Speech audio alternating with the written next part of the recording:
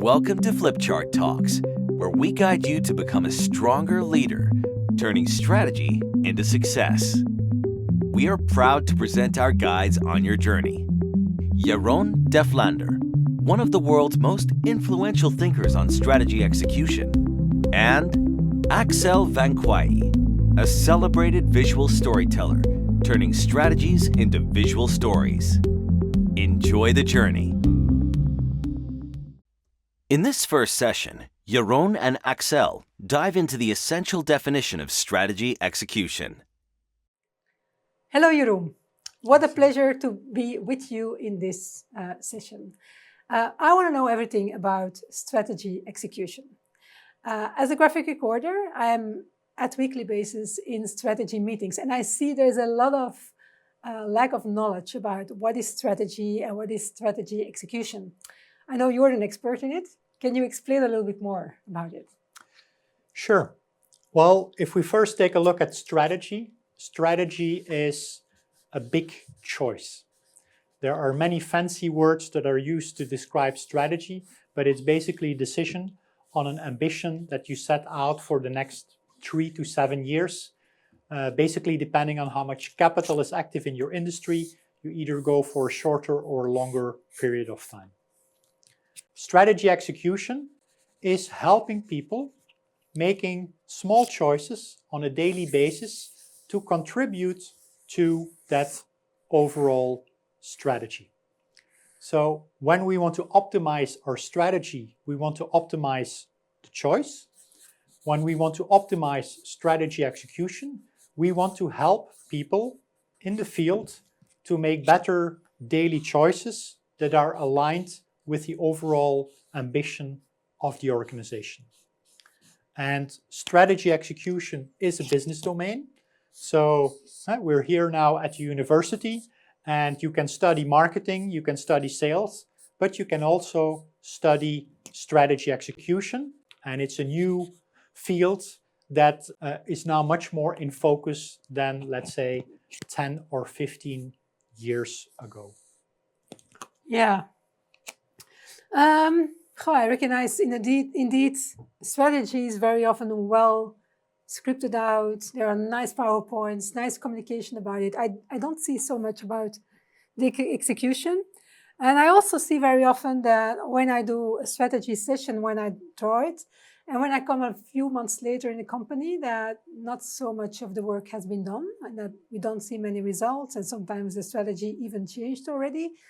What are the biggest challenges when it comes to execution of a strategy? Well, when you look at execution, the biggest challenge is overall to get it done and to give you a feeling. Between 40 and 60% of the strategy doesn't make it to the finish line. Right. So it's a big challenge that we need to focus on. And I think already by having it on the agenda in organizations is a very good starting point. Now, what are some of the tips to improve your strategy execution? The first one would be to get your strategy right. Rubbish in, rubbish out. I think you all know the expression. And it's very hard to execute something that is not solid. So what we want to do first is to make sure we have a solid strategy. There are 2 tricks that I often use to give the strategy a push.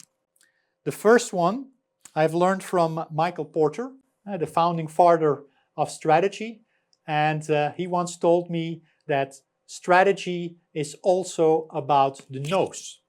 So we can all make a choice and say what we do want to do, but the crucial thing is also to identify what you're not going to do. So one of the first things I would ask the leadership team is, what are the things you're not going to do next year? What are the clients you're not going to focus on? And what is the service or the products that you're not going to offer? So a solid choice that we make here is covered by a list of no's as well. So that would be the first tip to challenge your strategy. The second one would be to make sure that winning is very well described. And when we look at change management, people want to know what winning looks like, and in sports it's easy. but strategy is basically a sport that you define yourself. So it is up to you to define what success looks like.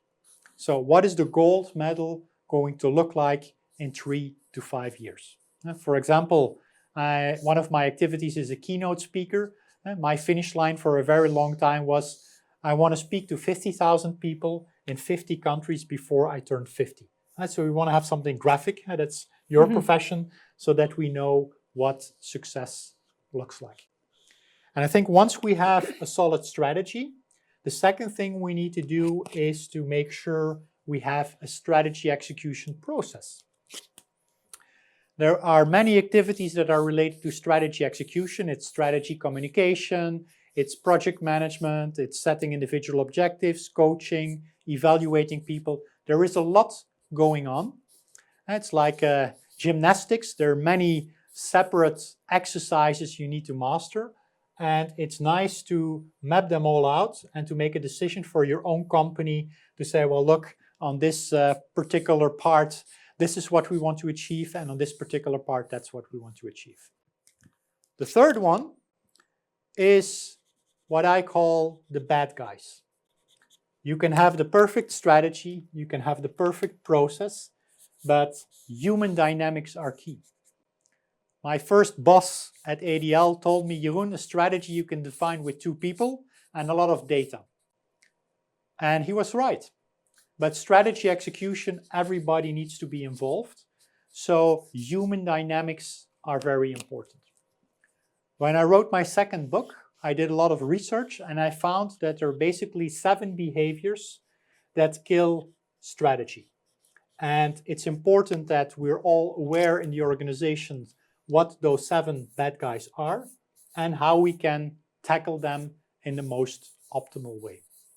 And I think when we do those 3 things, so challenge our strategy, make sure we have a process, and we have an approach to cover the human dynamics, you are already way ahead of the curve. Yeah, yeah, that's a lot.